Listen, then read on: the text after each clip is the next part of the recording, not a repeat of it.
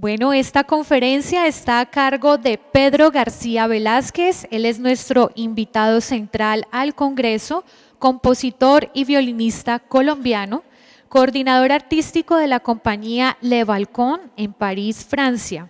Trabaja como líneas de investigación la creación musical, el concierto, el espectáculo y la relación con el público. Es ganador del premio Cardin de la Academia de Bellas Artes en París en 2019. Con ustedes, Pedro García.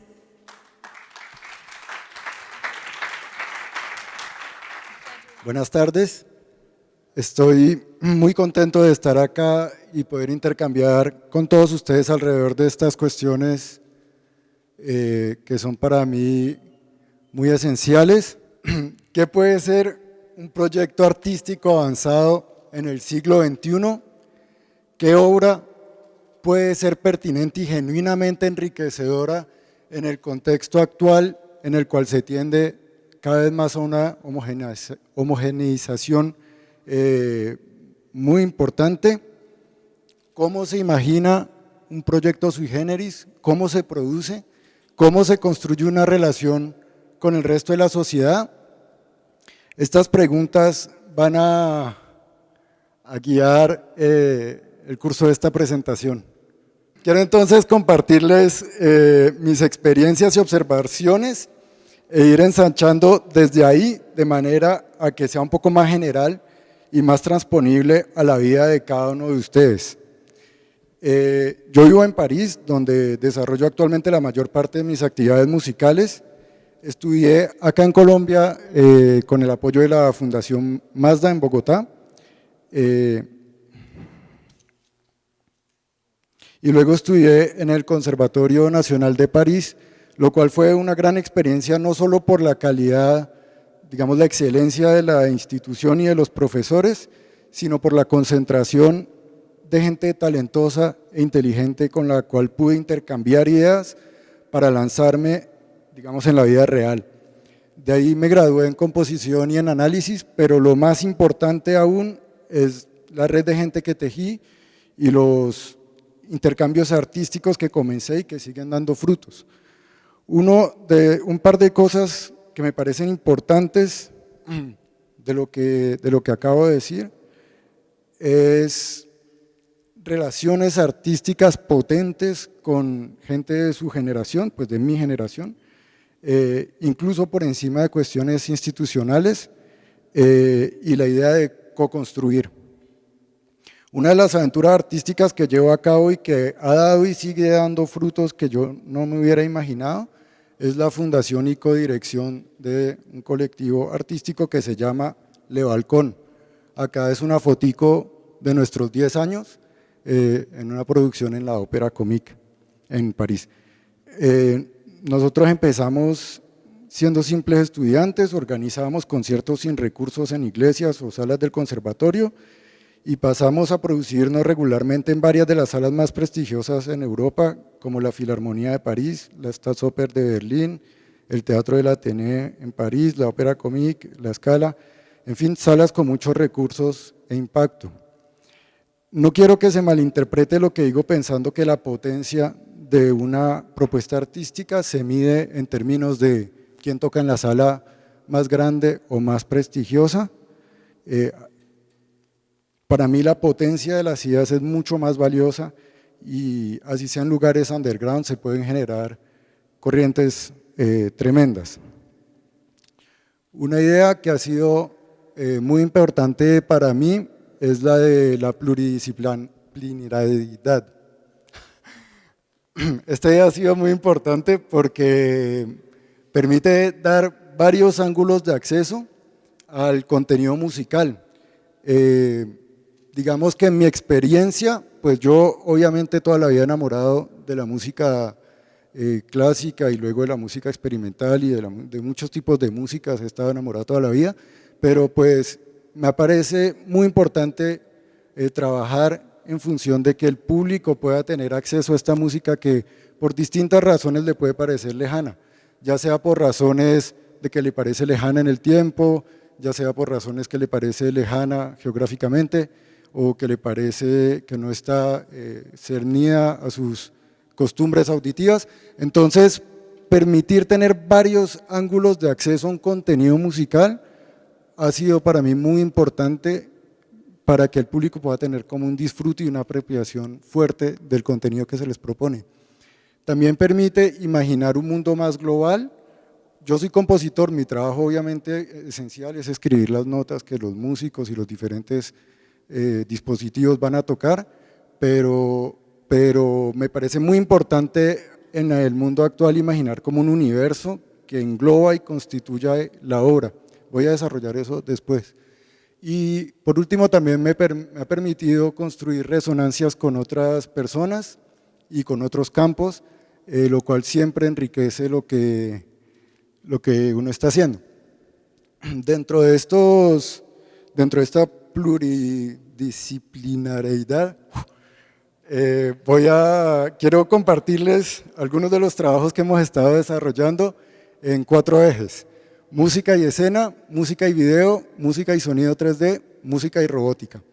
Entonces pues voy a empezar en ese orden. Esta foto es de un formato bastante curioso que hemos ido desarrollando. Esta es una producción que se llama Cédella Le Matin, que yo compuse con otros 2 amigos. Es como toda una obra gigante que dura 1 hora y media, digamos.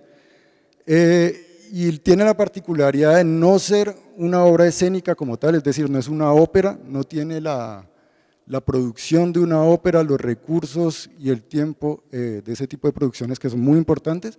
Se maneja con el presupuesto de un concierto, pero a través de la optimización del equipo técnico en interno y de la anticipación, hemos logrado con el mismo presupuesto y con esos mismos tiempos, generar propuestas escenográficas y escénicas que construyan todo un mundo alrededor de la pieza.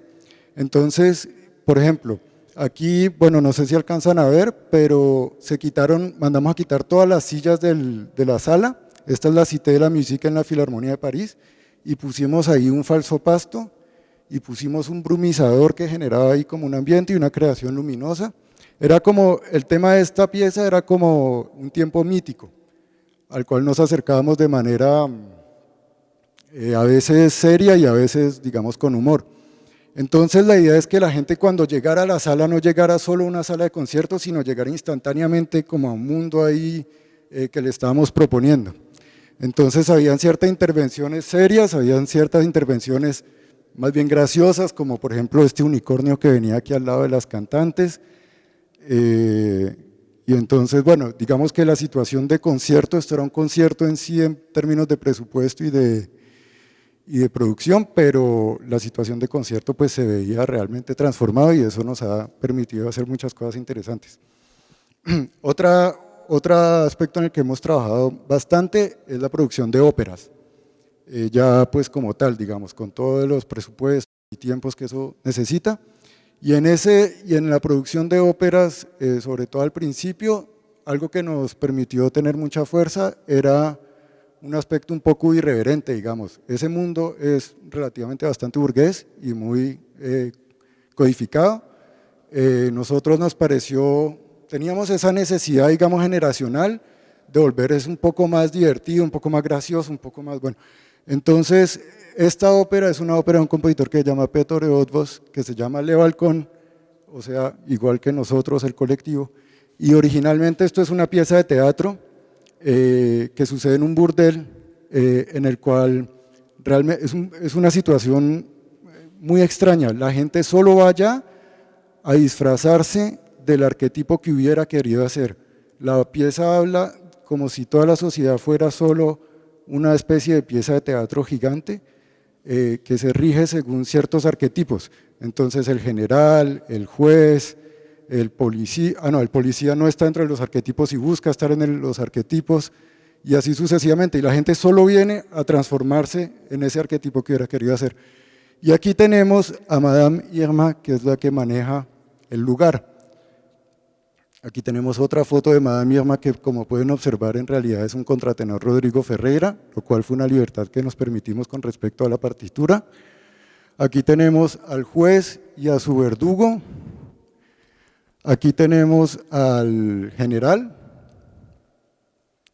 Y por último tenemos, bueno, no sé si por último, pero tenemos al jefe de la policía que pasa toda la pieza tratando de entrar en la nomenclatura, es decir, que alguien venga y solicite transformarse en él. Entonces hace un poco de movimientos para entrar, digamos, en ese registro.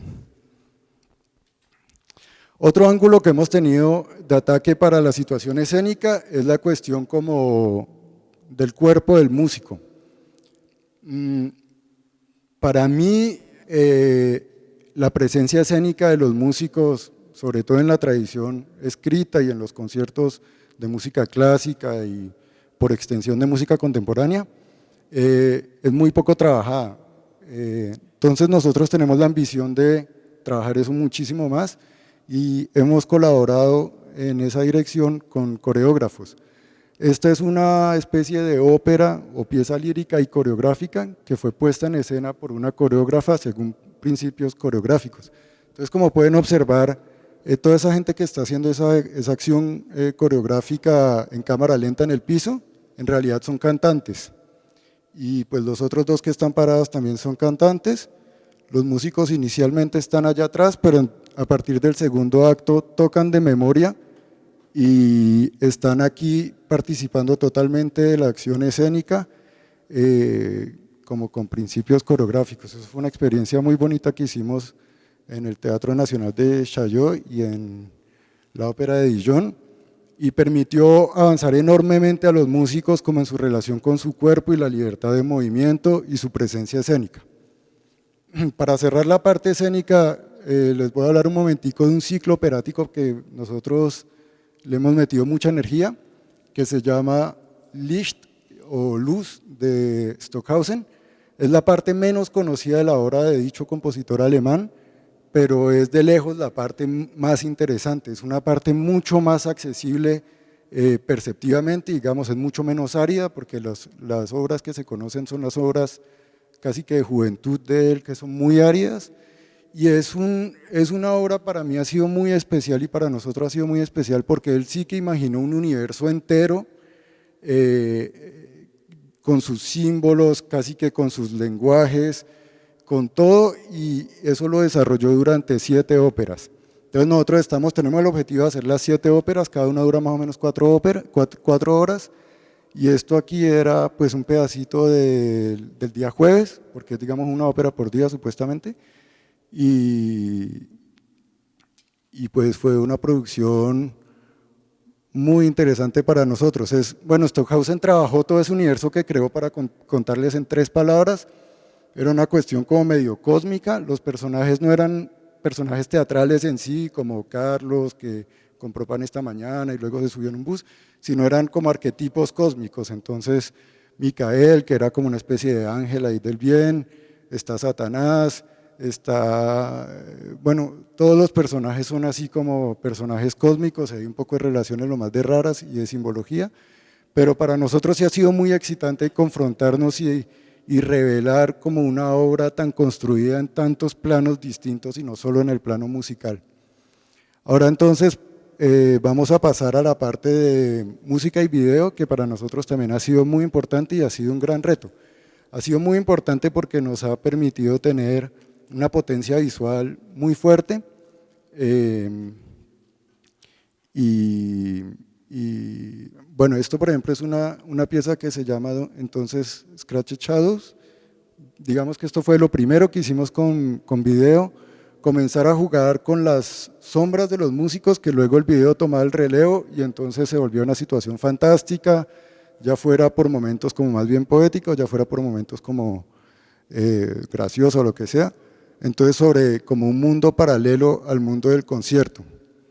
Luego aquí por ejemplo esta es una versión que hicimos del Pierrot Lunaire, una obra pues clásica del siglo XX, que pues para los, digamos, los aguerridos pues uno la ama y la adora como un ícono que fue, pero también es una obra relativamente árida y dura de acceso. Entonces nosotros lo que quisimos hacer fue tomar todas las imágenes del texto, que son muy hermosas y relativamente bastante delirantes, y trabajar con un videasta y realizarlas de una manera bastante impactante. Entonces, como pueden observar, allá hay como un globo blanco, que a veces es un ojo o la luna y luego la luna se vuelve enferma y se come diferentes cosas. Bueno, les voy a mostrar un par de fotos y un pedacito de video para mostrar eso, y también la puesta en escena, digamos, del personaje mucho más desarrollada que lo que se hace normalmente, se hace en una situación de concierto. Nosotros decidimos darle vida realmente a ese personaje y hacerlo llevar a cabo de manera relativamente delirante lo que está en el texto. Igual eso todo está en el texto de la obra. Le cadavre de ton fils pour le montrer à la foule.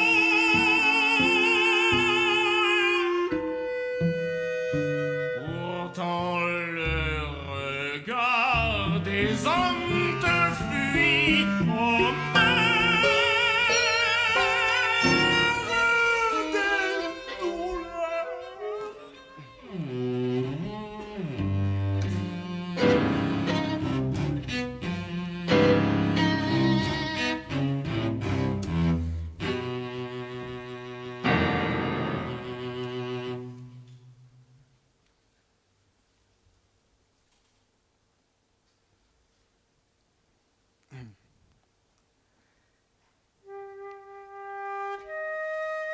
Nocturne. Esa era la transición entre la sección de la lavandera y de la luna enferma. Voy a proseguir ahorita con lo del video y luego les voy contando, digamos, en qué medida todo esto ha ido transformando la noción de concierto en la escena francesa y también qué ha significado para nosotros todo esto.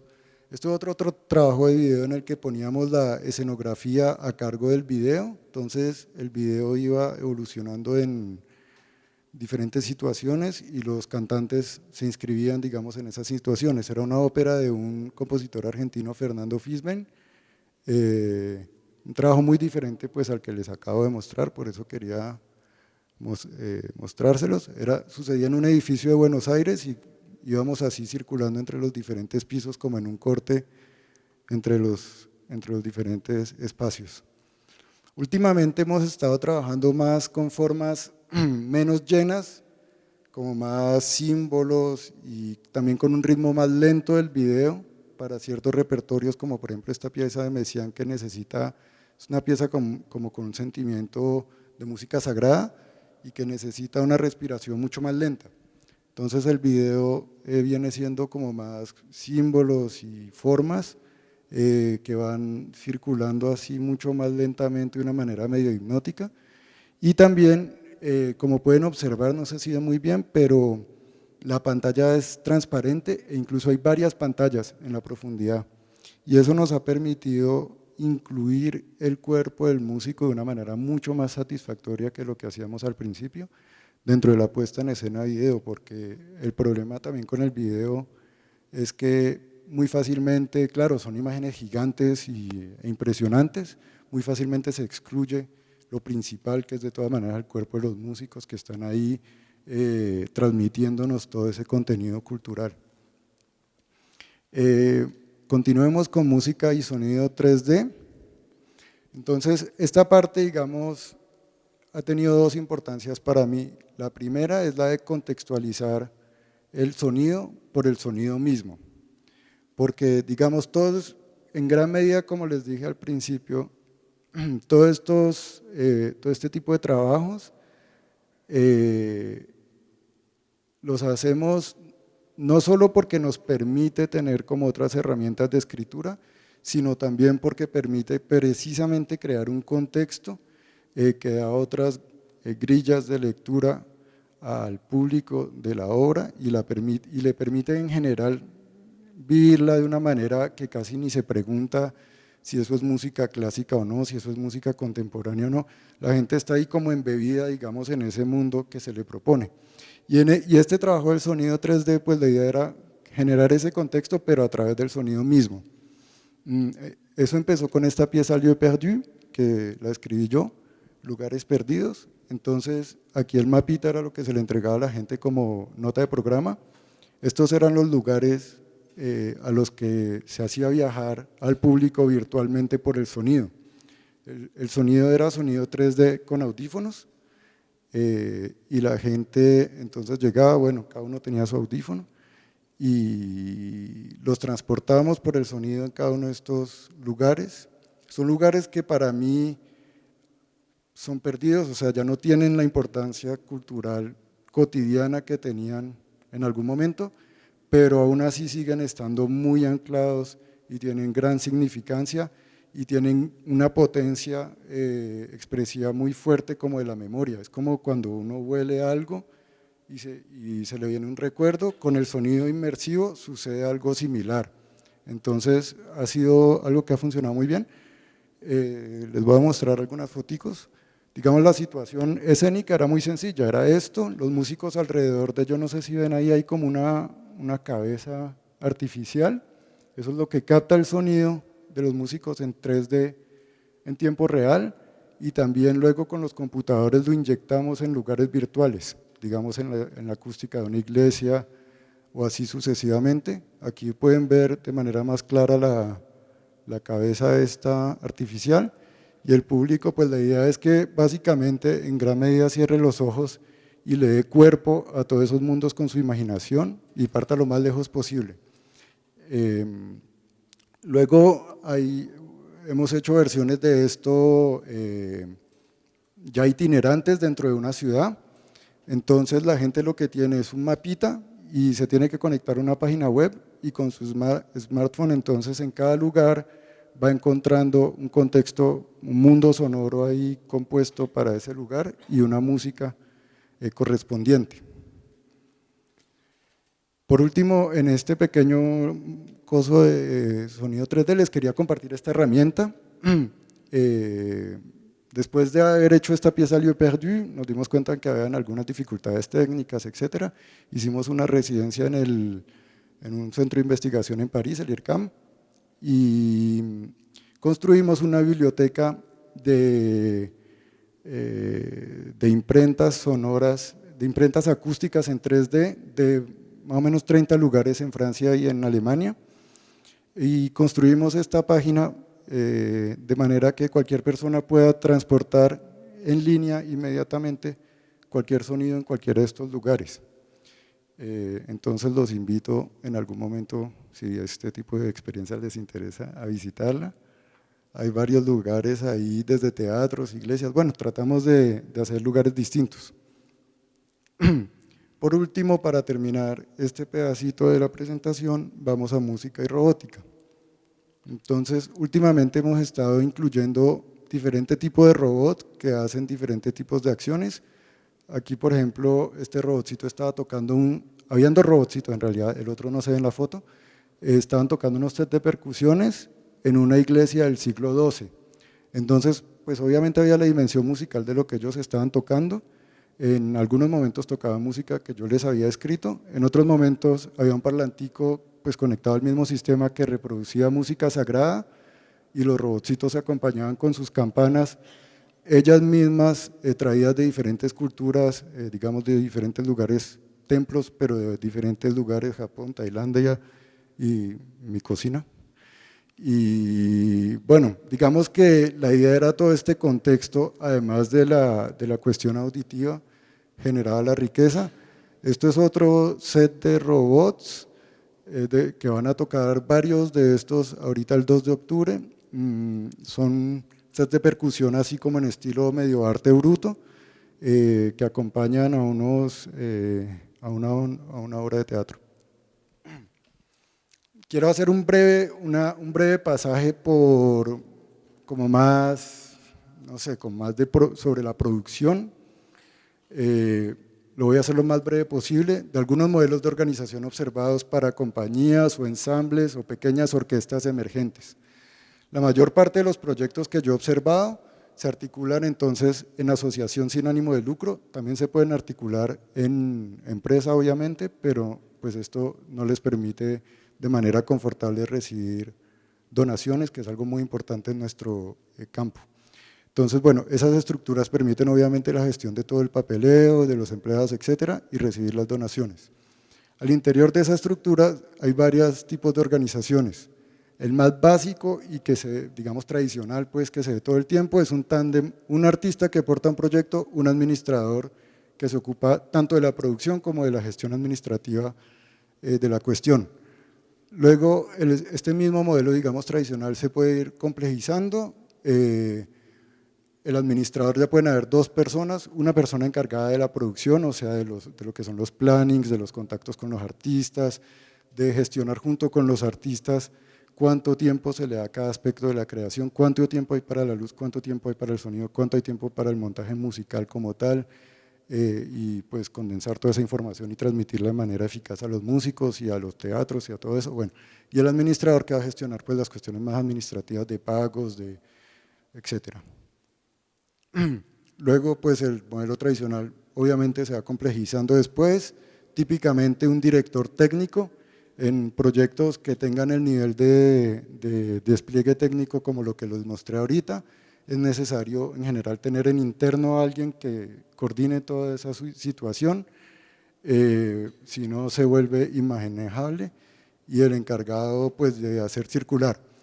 Ahora, les quería hablar de otro modelo que he estado observando y que nosotros en particular utilizamos, y es el de artistas con perfiles híbridos.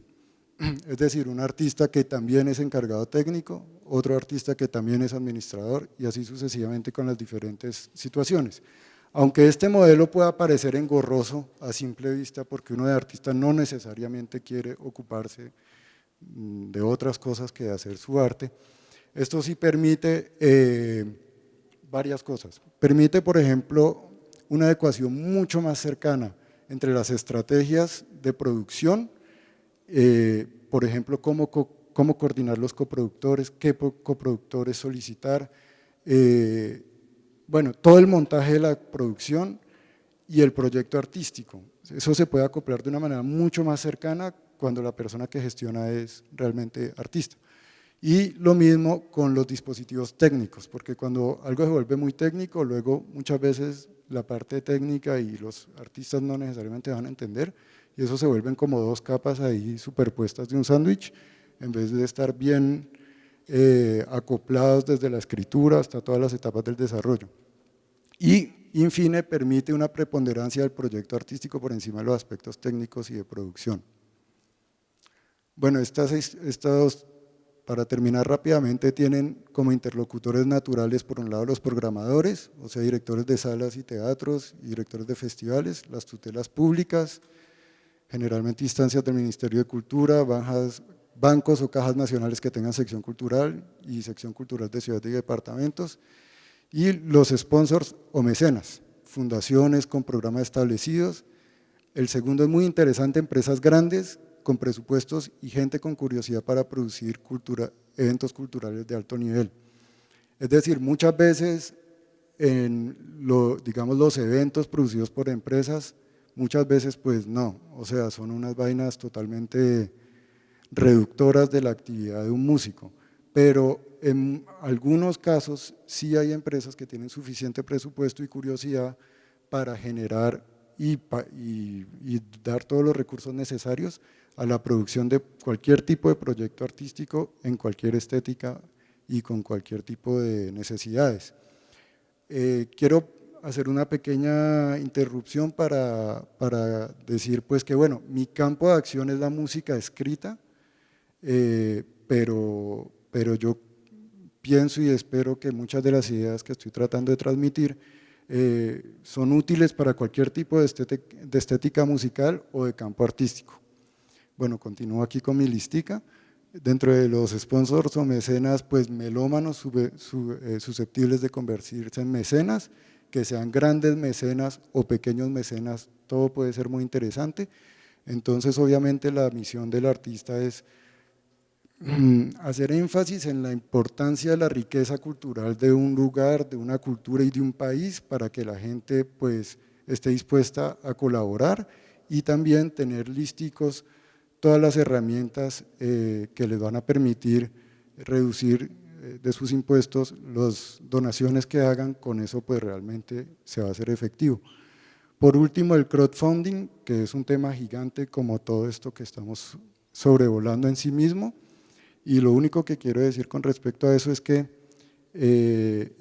tiene que ser un momento muy importante en que la persona se organice con mucha estrategia para ponerse en el centro de una acción y como ponerse en el centro de expresar su palabra y su pensamiento de una manera como afirmada y estratégica, sino ese tipo de acciones pueden ser un poquito decepcionantes e incluso desvalorizantes del trabajo. Bien manejadas son espectaculares, entonces tampoco hay que desecharlas.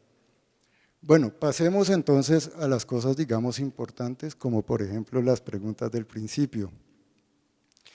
Primero que todo, quiero decir que las preguntas en sí son mucho más importantes que cualquier tipo de respuesta que yo pueda dar, y que las respuestas deben ser múltiples y personales. Para mí, lo más importante dentro de la riqueza cultural es la diversidad. En lo que concierne, de todas maneras puedo decir algunas ideas que me son propias.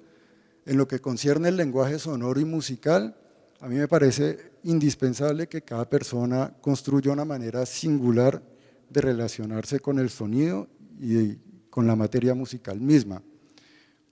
Es decir, por ejemplo, para mí no se trata de elegir un género y darle ahí dentro de ese género ahí como de manera irreflexiva, o de elegir, digamos, un modo y darle ahí dentro de ese modo de manera irreflexiva, sino de realmente, por ejemplo, un ejemplo cualquiera, ¿por qué no construir sus propios modos basados en culturas extraeuropeas y no utilizar el sistema temperado igual? Por ejemplo, eso es un ejemplo X. O en el caso de construcción de programas y de interpretación, bueno, ¿por qué no de todas maneras profundizar en la lectura de los tratados de épocas y tomar una posición singular y personal con respecto a eso en la interpretación y en la construcción de programas? Otra cosa que me parece pues indispensable es imaginar lo que les he venido presentando, es decir, imaginar un universo global que se articule con los sonidos, que ya sea por álbum, por programa o por proyecto. Continúo con mis preguntitas. ¿Qué puede ser un proyecto artístico avanzado? ¿Qué obra puede ser pertinente y genuinamente enriquecedora en el contexto actual en el que cada vez todo está más normalizado? De nuevo, las preguntas son más importantes de las respuestas, que deben ser múltiples y personales. Algunas ideas que quise compartir y que en todo caso para mí son importantes es la idea de densidad intelectual. Es decir, cuando uno está generando un programa, una obra, cualquier cosa, pues hacer un trabajo mínimamente de investigación, alimentarse de otras artes, de lectura, de películas, de cualquier cantidad de cosas, todo eso va generando ahí como una cuestión, una densidad intelectual que luego se va a ver reflejada en la producción, y a mí eso me parece pues esencial en un contexto de normalización y de exceso de información en el que estamos en el siglo XXI. Me parece también esencial de todas maneras contar con un artesanato avanzado, tener un dominio técnico y de factura elevado, pues de todas maneras para mí son cosas que hacen mucho más pertinentes cualquier producción cultural. Y también tener una imaginación potente y singular, es decir, yo no tengo, digamos, nada en contra de ningún tipo de producción, pero hay tanta información circulando hoy en día todo el tiempo que es indispensable generar una singularidad y como tener un nivel de concentración que permita una imaginación realmente un poco fuera de todo ese ruido de fondo que circula eternamente. A mí me parece pues muy importante. También me parece muy importante que las obras contengan referentes políticos y culturales, y en especial acá en Colombia me parece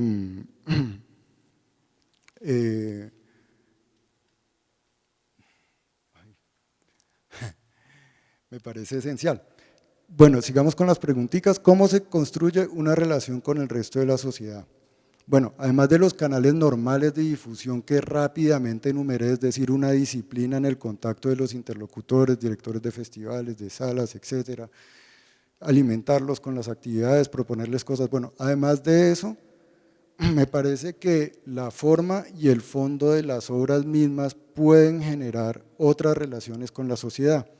Es decir, si utiliza cierto tipo de tecnologías, puede resonar con la gente de ese sector que tienen fuerzas en ese tipo de tecnologías y así hacer llegar las obras o los programas a todo ese tipo de gente. Si es político, digamos por ejemplo sobre el recalentamiento global, pues puede entrar en resonancia con esos movimientos y fuerzas y entonces llevar nuestra acción a otros circuitos que pueden ser muy importantes.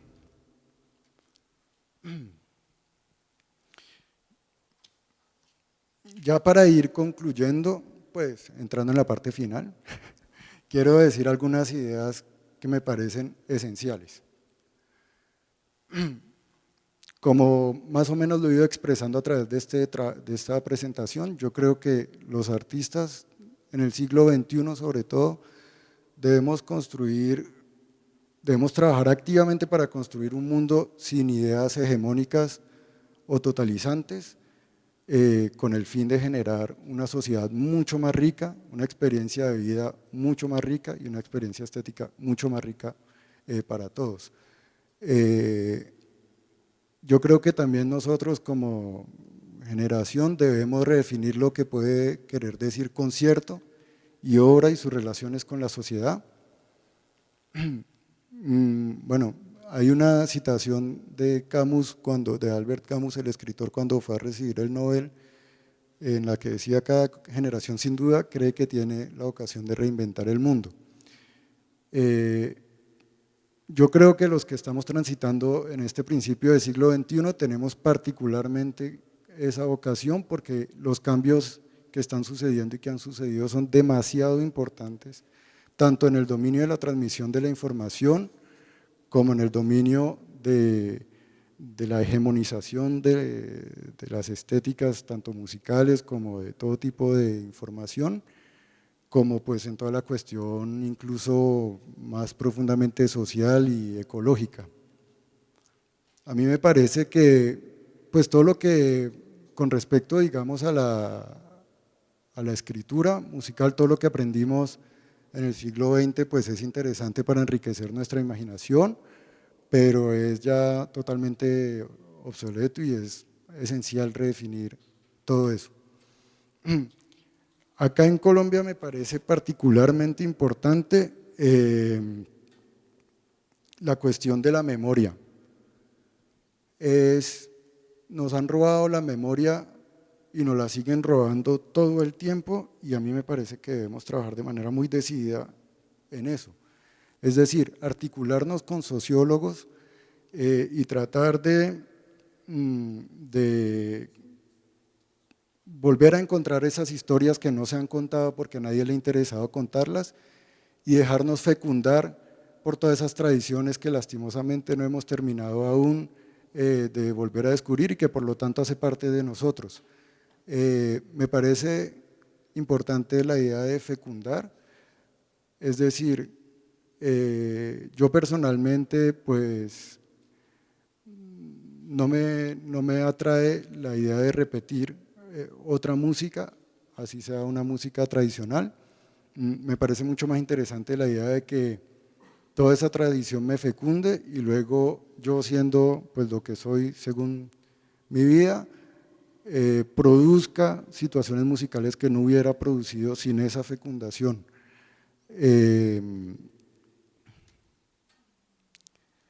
Quería mostrarles este otro proyecto también en el que he estado trabajando. Es una biblioteca de música en línea que permite descubrir mucha música, se llama Babel Scores, y que porta los proyectos, pues, los valores más o menos de los que les he estado hablando: reinventar la música, ayudar a construir caminos hacia nuevas músicas. Y para terminar, quiero compartirles pues un pedacito de mi música, es el epílogo de mi…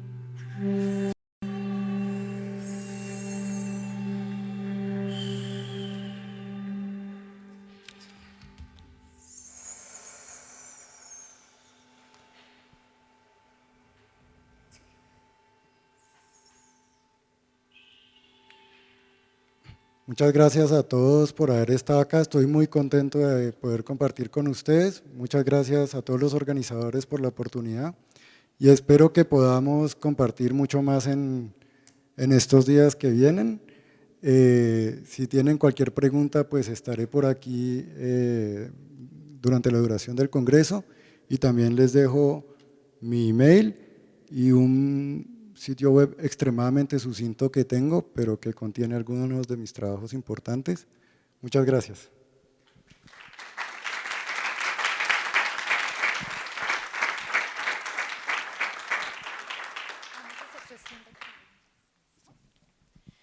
Vamos a hacer una sesión de preguntas con Pedro. Si alguno de ustedes quiere hacer intervención, adelante, pueden levantar la mano. ¿Y otros autores o autores que están involucrados con este proyecto? Lo recién, si no, como desapareció un Nosotros, digamos, Stockhausen ha sido muy importante por la construcción de esta idea de espectáculo total que nos ha seducido enormemente, inspirado enormemente. Un compositor canadiense, Claude Vivier, que se murió extremadamente joven, pero que hizo una música hermosa. También Gérard Griset, compositor de lo que se llamó el espectralismo en Francia, una música que trataba de, ¿cómo se dice?, reconectar con el aspecto de la percepción dentro de los parámetros de la composición, es decir, no solo pensar en estructuras composicionales, sino pensar también en términos de cómo esta situación va a ser percibida por la gente que la escuche. Salvatore Chiarrino, compositor italiano, también ha sido relativamente importante en nuestra construcción. Además de eso, pues trabajamos con muchos compositores de nuestra generación, muchos de ellos latinoamericanos, obviamente, pues porque dos de los fundadores somos latinoamericanos, pero pues bueno, tampoco es que sea un cartel, también hay compositores de otras nacionalidades que producimos. ¿Podría darnos algunos de esos nombres? Claro. Fernando Fisbein, fue muy excitante trabajar con él. Juan Pablo Carreño, cofundador, siempre ha sido muy interesante todo lo que hacemos. Lucas Fajín, compositor argentino, muy interesante. Arturo Corrales, también hemos hecho piezas de él muy bellas, compositor de Salvador. Benjamin Ataïa, compositor francés, muy potente también, más o menos de nuestra generación. Bueno, compositores todavía vivos, que ya no son necesariamente nuestra generación, como Michael Levinas, muy interesantes. No, hay hartísimos, o sea, la lista es larguísima, esos son los que me vienen aquí instantáneamente, digamos.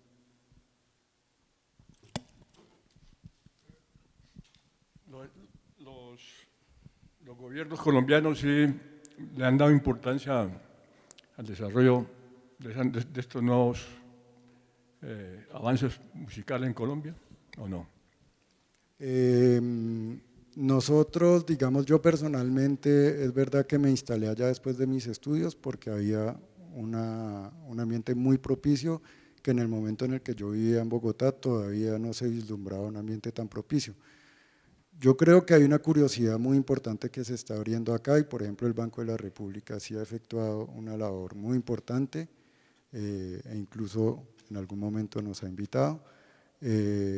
Sí, yo creo que en la medida de lo razonable se está generando, se está tomando conciencia de la importancia de este tipo de creaciones culturales y que también hacen parte del país, es decir, nosotros los compositores latinoamericanos que seguimos la tradición escrita, no tenemos la impresión de ser totalmente colonizados intelectual e espiritualmente, sino que pues utilizamos todos los métodos y todos los aprendizajes de esa tradición musical que de todas maneras es hermosa y hace parte de nosotros, yo crecí dentro de ella, para expresar una serie de preocupaciones y de imaginaciones y de elementos musicales que provienen de que son propias, digamos, a esta parte del mundo en la que crecimos. Me gustaría saber acerca de Babel Scores, cómo funciona, porque me parece una propuesta bastante innovadora, y si hay posibilidad de, porque hay un botón de comenzar, ¿no? Y si hay posibilidad de promover a través de allí la música local, o cómo funciona, de pronto. Sí, Ajá. nosotros entonces, pues digamos, es un proyecto que yo fundé en Francia, pero que se llama Babel, con la idea de que pueda recibir músicas del mundo entero, y tratamos de pasar ya sea acuerdos de cooperación con iniciativas de publicación locales, o directamente cualquier compositor puede directamente proponer contenido, y tenemos unos paneles de lectura que examinan cada proposición. Nosotros tratamos de ser lo menos obtusos estéticamente posible, eso genera de vez en cuando debates. Esto realmente, como estamos precisamente trabajando en redefinir qué quiere decir música contemporánea, también a veces, claro, ¿dónde está el límite? ¿Esto realmente se puede llamar así o ya es más bien una música de índole comercial? ¿Dónde se sitúa esa línea? A veces es un poco delicado, pero en general, si una música está anclada en un territorio, tiene una vida, tiene una factura en su escritura importante, en general tratamos de aceptarla, por supuesto. Pedro, ¿cómo ha sido tu tránsito con otros lenguajes artísticos y cómo te encuentras trabajando con estos otros artistas escénicos, visuales?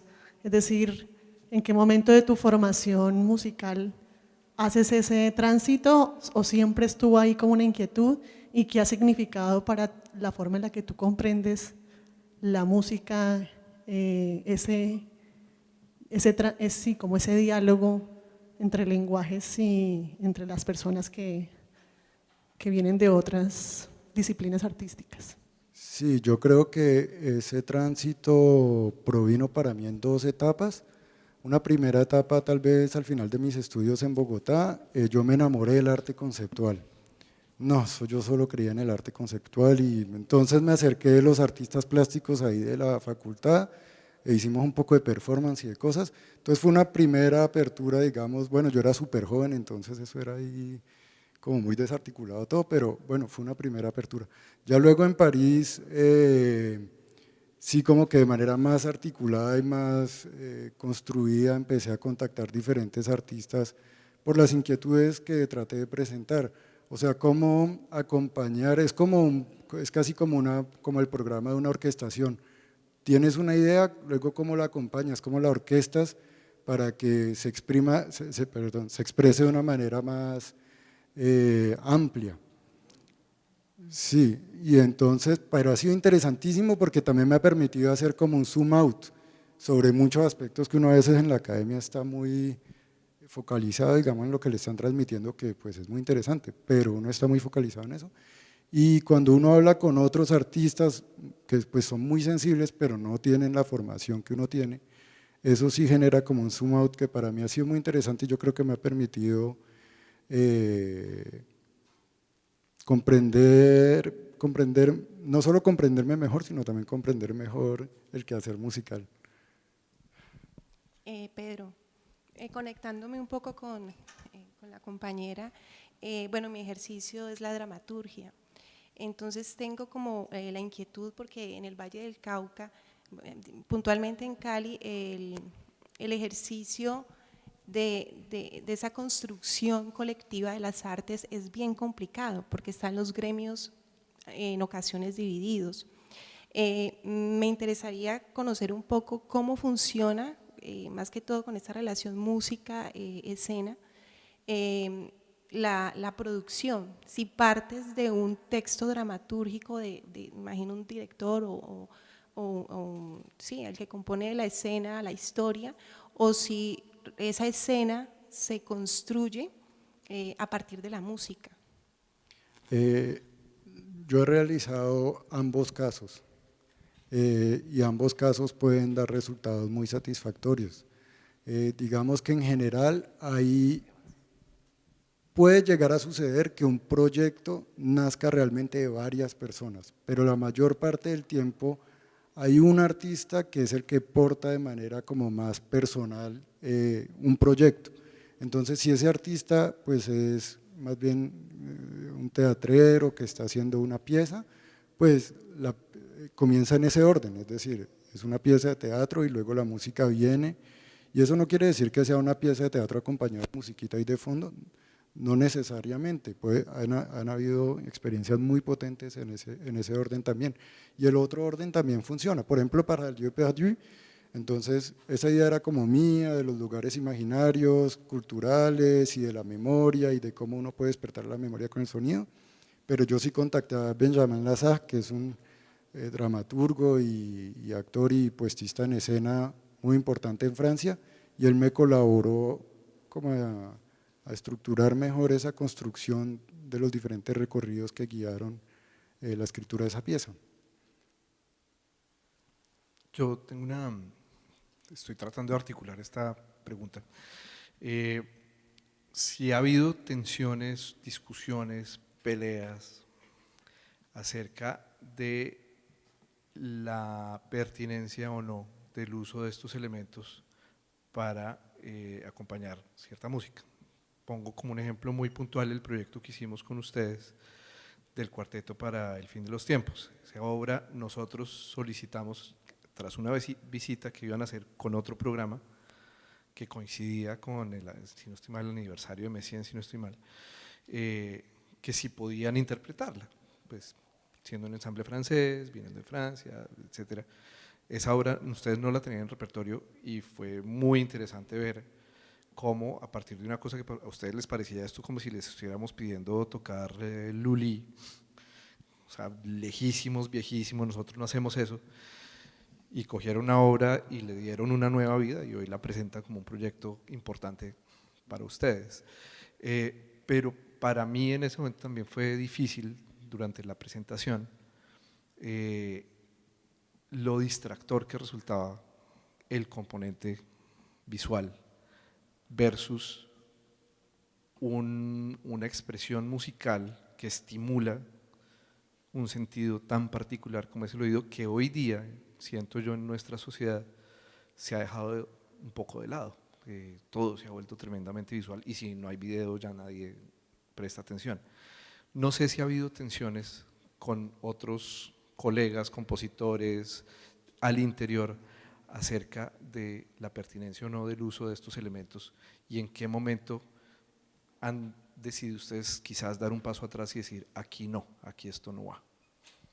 Claro, en casi todo lo que nosotros hemos hecho ha habido siempre polémica porque eso es lo propio de cualquier propuesta. Con respecto al video en particular, es verdad que para nosotros ha sido al tiempo muy importante y al tiempo también muy complejo de manejo por lo que vos decís. Es algo que genera una potencia visual fuerte, que puede traer un mundo simbólico instantáneamente a la vista y que eso igual no es despreciable, pero es verdad que también es difícil cómo se integra el cuerpo humano dentro de esos dispositivos y es difícil lo que tú dices de cómo no estar totalmente distraído por él, o sea, cómo hacer que todo ese poco de imágenes no acallen las imágenes interiores que uno espera que cada espectador se haga. Entonces, efectivamente, muchos proyectos pues no se hacen con video por esa razón. En particular el de Messiaen, el videasta Nieto tenía unas ganas locas de hacerlo también, porque él sentía que eso tiene como, y yo creo que es cierto, Messiaen era alguien extremadamente religioso, toda su música es de cierta manera una música sagrada, y él, bueno, está más loco que quién sabe qué, pero él dice que la música o es sagrada o no es nada. Entonces él tenía, mejor dicho, una fuerza con eso y bueno, cuando alguien tiene una fuerza tan importante, dejarlo expresarla también. Ya luego los proyectos funcionan menos o más, pero este en particular para nosotros ha sido satisfactorio, lo hemos hecho varias veces y en general el público entra en el viaje bastante bien, sí. Sin decir que a todo el mundo le funcione, porque claramente eso nunca, pues muy difícilmente puede suceder. Bueno, muchísimas gracias, Pedro, por acompañarnos con la conferencia de apertura. Vamos a hacer una pausa